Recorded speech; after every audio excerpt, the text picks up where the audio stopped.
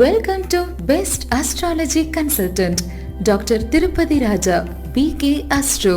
ஜோதிடம் உங்கள் வாழ்வின் வழிகாட்டி.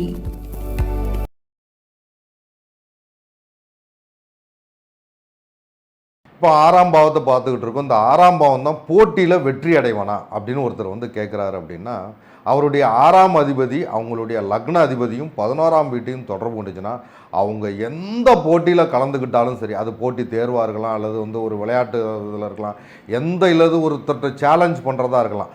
இந்த மாதிரி சேலஞ்ச் பண்ணி வின் பண்ணணும் அப்படின்னா அவங்களுடைய 6ஆம் அதிபதி லக்ன அதிபதியையும் 11ஆவது வீட்டையும் தொடர்பு கொள்ளணும். இப்படி தொடர்பு கொண்டுச்சுன்னா நீங்கள் சேலஞ்ச் பண்ணி வின் பண்ண முடியும்.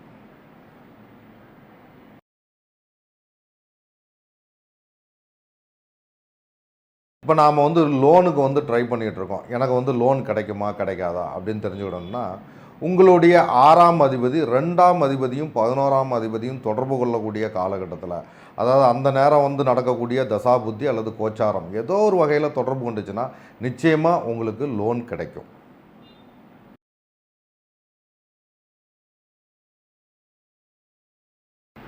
இன்றைக்கி நாம் ஜோதிடத்தில் 3ஆம் பாவம் இது என்னென்ன வீடுகளை தொடர்பு கொண்டால் என்னென்ன மாதிரியான காரியங்களுக்கு பயன்படுத்தலாம், நாம் அப்போது அந்த செய்யக்கூடிய தொடர்புகள் செயல்கள் ரொம்ப சிறப்பாக இருக்கும். அதுக்கு நாம் என்ன பண்ணணும் அப்படின்னா, உங்களுடைய 3ஆம் பாவ அதிபதி 6, 9, 11 தொடர்பு கொள்ளும்போது நீங்கள் ஒரு கான்ட்ராக்டில் சைன் பண்ணலாம். இப்போ கான்ட்ராக்டில் சைன் பண்ணால் எனக்கு இந்த சைன் மூலமாக லாபம் கிடைக்குமா, அந்த கான்ட்ராக்ட் எந்த பிரச்சனையும் இல்லாமல் நீண்ட காலத்துக்கு இருக்குமா அப்படின்னு பார்க்கறதுக்கு உங்கள் ஜாதகத்தில் 3ஆம் பாவ அதிபதி 6, 9, 11 தொடர்பு கொள்ளணும். இப்போ பேங்க் ஆஃபீஸரில் மீட் பண்ணுறோம், பேங்க் ஆஃபீஸரை மீட் பண்ணி நம்ம ஓவர் டிராஃப்ட்டுக்கு பேச போகிறீங்க அப்படின்னா அப்பவும் இந்த 3ஆம் பாவ அதிபதி 6, 9, 11 தொடர்பு கொள்ளும்போது நீங்கள் போய் பேசுனீங்கன்னா அந்த மீட்டிங் உங்களுக்கு சக்ஸஸ்ஃபுல்லாக முடிஞ்சு உங்களுக்கு ஓவர் டிராஃப்ட் உங்களுக்கு ஓகே ஆகிடும். சரிங்களா?